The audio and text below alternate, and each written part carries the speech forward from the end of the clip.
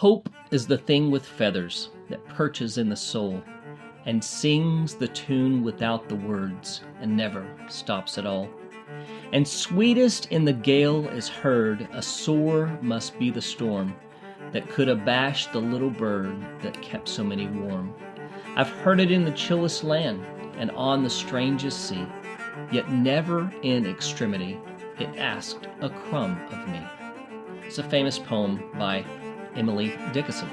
Do you struggle with hope? This week's Torah portion may provide insight into finding hope when you need it the most. Please join me as we explore this idea together in this week's 5-Minute Torah.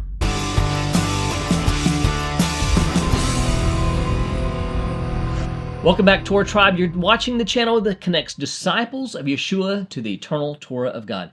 As a reminder, if you find this video valuable, please do me a favor and give it a thumbs up and then share it with your family and friends. This week's Torah portion is Vayigash, Genesis 44:18 through 47:27, and here are the three things that you need to know about it. Number one, Joseph unmasked. Last week's Torah portion ended with Benjamin being taken into custody by Joseph's men because of the trick Joseph had pulled on his brothers. This week's portion begins with Judah pleading for Benjamin's release, even offering to be taken in his place. When Joseph heard that Judah was actually trying to protect his brother Benjamin, his heart broke. He now knew that his brothers had truly repented of their actions against him and were finally doing everything they could to keep a second son from being taken from their father. Joseph sent his attendants away and then broke down weeping in front of his brothers. Rather than accusing them of their crime against him, he simply said, Ani Yosef, I am Joseph. Is my father still alive?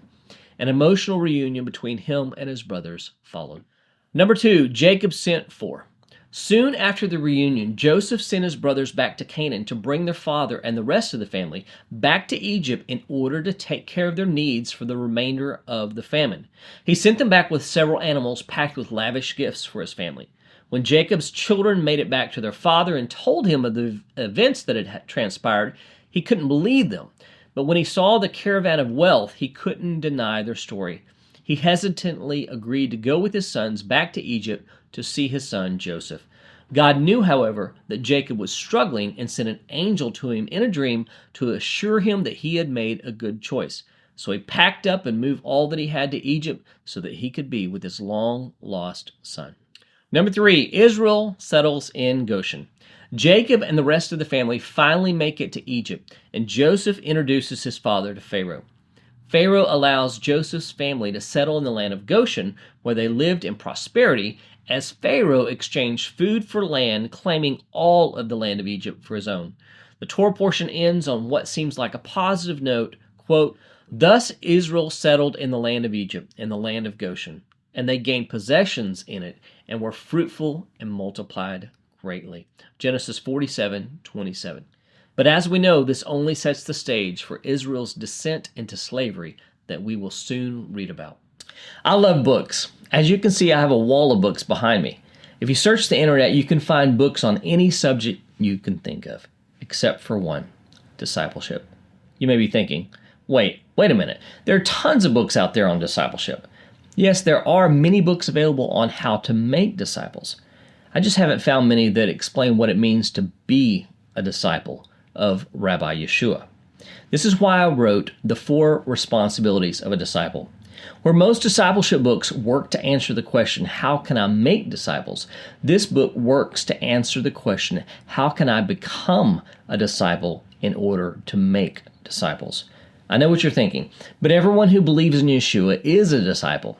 Well, while that should be true, the fact of the matter is, it's not true. Over the centuries, since our Master walked the face of the earth, we've created billions of converts, but very few disciples.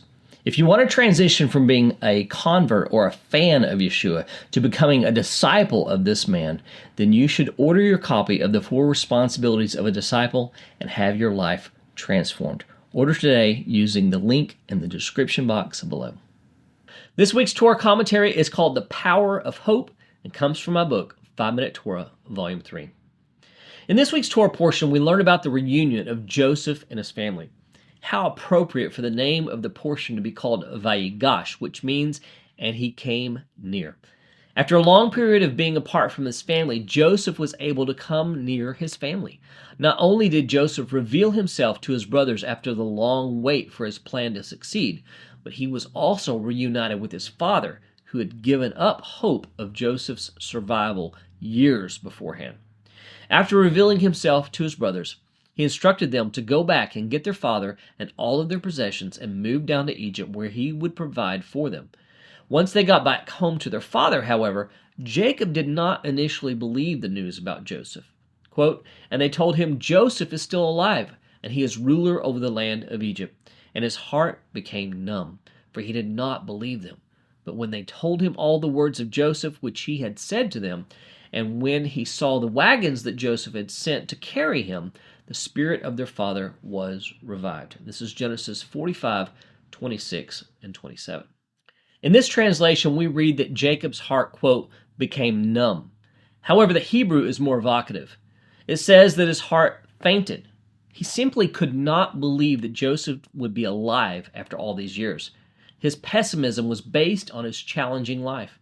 Jacob was 130 years old and had lived through many difficult circumstances.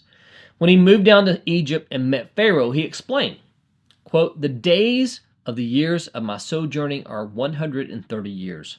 Few and evil have been the days of the years of my life, and they have not attained to the days of the years of the life of my fathers in the days of their sojournings."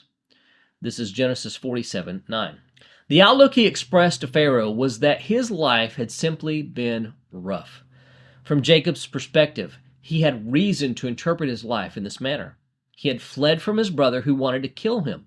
He had been forced to marry a woman he did not want to, and had worked far too long for a less than honest man to marry the woman he loved. The wife he loved was barren for many years and eventually died giving birth to her second son.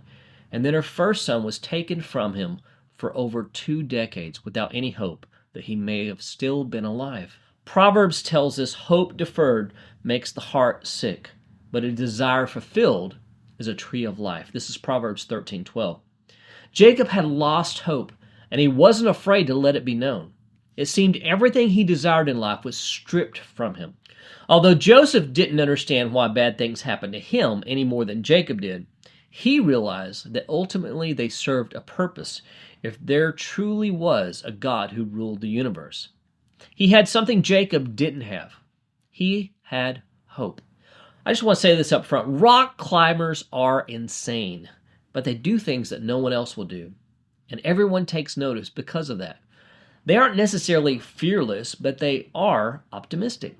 They have hope, and hope drives the rock climber to scale the face of an imposing mountainside, whereas others would throw their hands up without a second thought, including me. They train for it. They live for the challenge. Rather than cringe with fear, they run to the opportunity. When Jacob first heard the news that Joseph was alive, it didn't seem possible. The mountain was too imposing, too impossible. But then when he saw the evidence and realized it was true, the Torah tells us that, quote, "the spirit of their father Jacob revived." Sadly, many people today have lost hope. The world is full of so much death, cruelty, and sadness that it's easy to lose hope.